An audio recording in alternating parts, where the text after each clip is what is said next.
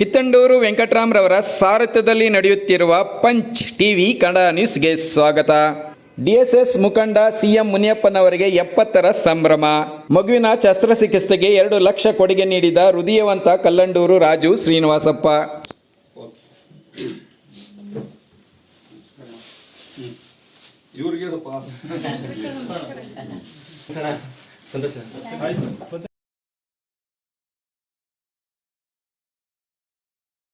ಅಂತ ಒಂದು ಡಿಸೀಸ್ ಇದೆ, ಅದು ಬೈಲ್ ಡಕ್ಟ್ಸ್ ಬ್ಲಾಕ್ ಆಗಿರುತ್ತೆ ಲಿವರ್ ಅಲ್ಲಿ. ಸೊ ಅದರಿಂದ ಅದು ಪಿತ್ತಾಂಶ ಅಂತ ಇರುತ್ತೆ, ಪಿತ್ತಾಂಶ ಅಂದ್ರೆ ಬೈಲ್, ಅದು ವಾಪಸ್ ಮತ್ತೆ ಲಿವರ್ಗೆ ಹೋಗಿ ಅದು ಲಿವರ್ಗೆ ಎಫೆಕ್ಟ್ ಆಗ್ತಾ ಇದೆ. ಸೊ ಅದರಿಂದ ಈ ಒಂದು ಬೆಳವಣಿಗೆ ಇಲ್ಲ, ಪ್ಲಸ್ ಕಣ್ಣೆಲ್ಲ ಎಲ್ಲೋಶ್ ಇರುತ್ತೆ. ಎಮರ್ಜೆನ್ಸಿ ಇರೋದ್ರಿಂದ ನಾವು ಹಾಸ್ಪಿಟಲ್ಗೆ ಹೋಗಿದ್ವಿ. ಸೊ ಡಾಕ್ಟರ್ ಹೇಳಿದ್ರು ಲಿವರ್ ಟ್ರಾನ್ಸ್ಪ್ಲಾಂಟ್ ಅರ್ಜೆಂಟಾಗಿ ಮಾಡಿಸ್ಲೇಬೇಕು, ಒಂದೊಂದು ಡೇ ಕೂಡ ಇಂಪಾರ್ಟೆಂಟ್ ಅಂತ ಹೇಳಿದ್ರು. ಸೊ ಅವರು ಅದಕ್ಕೆ 40 to 45 lakhs ಆಗುತ್ತೆ ಕಂಪಲ್ಸರಿ ಅಂತ ಹೇಳಿದ್ರು, ಅಪ್ರಾಕ್ಸಿಮೇಟ್ ಅಷ್ಟಾಗುತ್ತೆ ಅಂತ ಹೇಳಿ. ಡಿಎಸ್ಎಸ್ ಸಂಸ್ಥಾಪಕ ಹಿರಿಯ ಮುಖಂಡರಲ್ಲೊಬ್ಬರಾದ ಸಿಎಂ ಮುನಿಯಪ್ಪನವರ ಹುಟ್ಟು ಹಬ್ಬದ ಪ್ರಯುಕ್ತ ಇದೇ ಹೊನ್ನೇನಹಳ್ಳಿ ಗ್ರಾಮ ಪಂಚಾಯಿತಿ ಕಳ್ಳಿಪುರ ಗ್ರಾಮದ ಮಗುವಿನ ತುರ್ತು ಶಸ್ತ್ರಚಿಕಿತ್ಸೆಗೆ 2 ಲಕ್ಷ ರು ನಗದು ಕೊಟ್ಟು ಹೃದಯವಂತಿಕೆ ಮೆರೆದ ಸಮಾಜ ಸೇವಕ ಕಲ್ಲಂಡೂರು ರಾಜು ಶ್ರೀನಿವಾಸಪ್ಪ. ಇನ್ನು ಇದೇ ದಿನ ಡಿಎಸ್ಎಸ್ ಮುನಿಯಪ್ಪನವರು ಬರೆದಿರುವ ಕಾಲಡಿಯ ಕಣ್ಣು 2ನೇ ಮುದ್ರಣ ಪುಸ್ತಕಗಳನ್ನು 100 ಪುಸ್ತಕಗಳನ್ನು ಖರೀದಿಸಿ ವಿದ್ಯಾರ್ಥಿ ಯುವಜನತೆಗೆ ಉಚಿತವಾಗಿ ಹಂಚಿಕೆ ಮಾಡಲಾಯಿತು. ಇನ್ನು ಈ ಸಂದರ್ಭದಲ್ಲಿ ವೆಂಕಟೇಶಪ್ಪ ಅರ್ಲಕುಂಟೆ, ಸಂತೋಷ್ ರೆಡ್ಡಿ ನಡ್ಪಳ್ಳಿ, ಚಂದ್ರಪ್ಪ ವಡಿಗೇರಿ, ಯಾರಂಗಟ್ಟ ಮುನ್ರಾಜು, ಅಗ್ರಾರ ಸೋಮರ್ಸ್ನಳ್ಳಿ ಲೋಕೇಶ್, ಶಿವು ಚಾಮರಳ್ಳಿ, ಶಾಪೂರು ಚೇತನ್ ಮುಂತಾದವರು ಹಾಜರಿದ್ದರು. Kittandur Venkataram, Punch TV news, Kolar. Sir ನಮಸ್ಕಾರ. ನಮಸ್ಕಾರ ಸರ್. ನಾವು ಇವತ್ತು ಏನು ಸಿ ಎಂ ಮುನಿಯಪ್ಪನವರಿಗೆ 70ನೇ ಹುಟ್ಟುಹಬ್ಬದ ಪರವಾಗಿ ಅವರ ಹುಟ್ಟುಹಬ್ಬ ಆಚರಣೆ ಮಾಡಲಿಕ್ಕೆ ನಾವೆಲ್ಲ ಸೇರಿದ್ದೀವಿ ಇಲ್ಲಿ. ಇವತ್ತು ಏನು ಸಿ ಎಂ ಮುನಿಯಪ್ಪನವರು ಎಲ್ಲ ಸಮುದಾಯಗಳ ಪರವಾಗಿ ನ್ಯಾಯಕ್ಕಾಗಿ ಹೋರಾಟ ಮಾಡ್ಕೊಂಡು ಬಂದವರು. ಅವರು ನಮ್ಮಂಥ ಯುವಕರಿಗೆ ಎಲ್ರಿಗೂ ಕೂಡ ಮಾದರಿಯಾಗಿ ನಿಂತಿದ್ದಾರೆ. ಇವತ್ತು ಅವ್ರನ್ನ ಪ್ರೇರಣೆ ತಗೊಂಡು ನಾವು ಒಂದು ಕಳ್ಳಿಪುರ ಒಂದು 8 ತಿಂಗಳ ಮಗು ಲಿವರ್ದು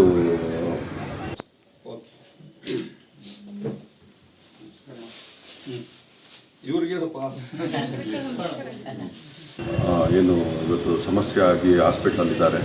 ಅವ್ರಿಗೆ ಈಗ ಲಿವರ್ ಟ್ರಾನ್ಸ್ಪ್ಲಾಂಟ್ಗೋಸ್ಕರ ಏನು ನೆಕ್ಸ್ಟ್ ಬುಧವಾರ ಆಪ್ರೇಷನ್ ಇಟ್ಕೊಂಡಿದ್ದಾರೆ. ಸುಮಾರು ಒಂದು 45 ಲಕ್ಷ ವೆಚ್ಚ ಆಗುತ್ತೆ ಅಂತ ನಮಗೆ ನಿನ್ನೆ ತಿಳಿದು ಬಂದ ರೀತಿ ಇದೆ ಅಂತ ಹೇಳಿ.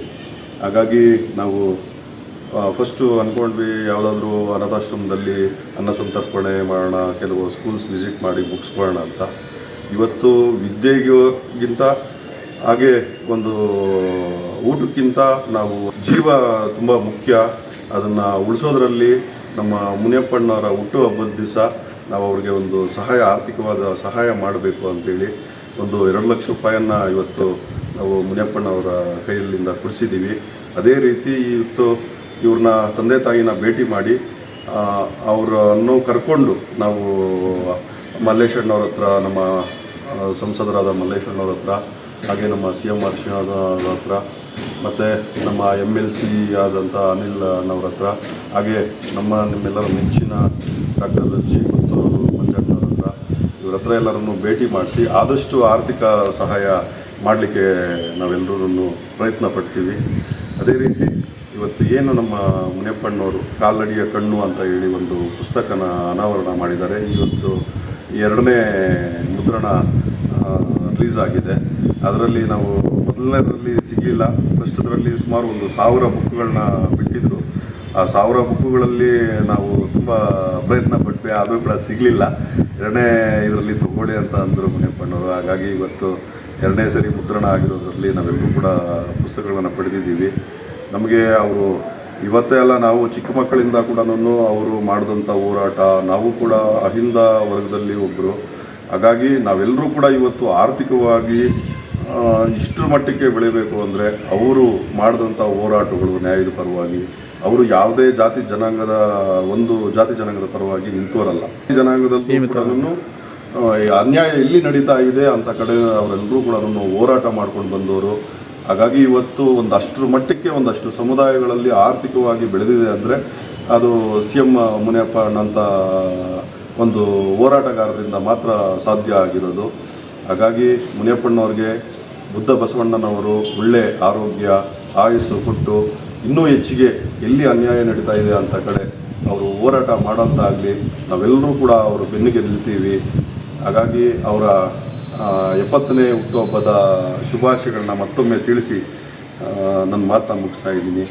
ಜೈ ಹಿಂದ್, ಜೈ ಭೀಮ್.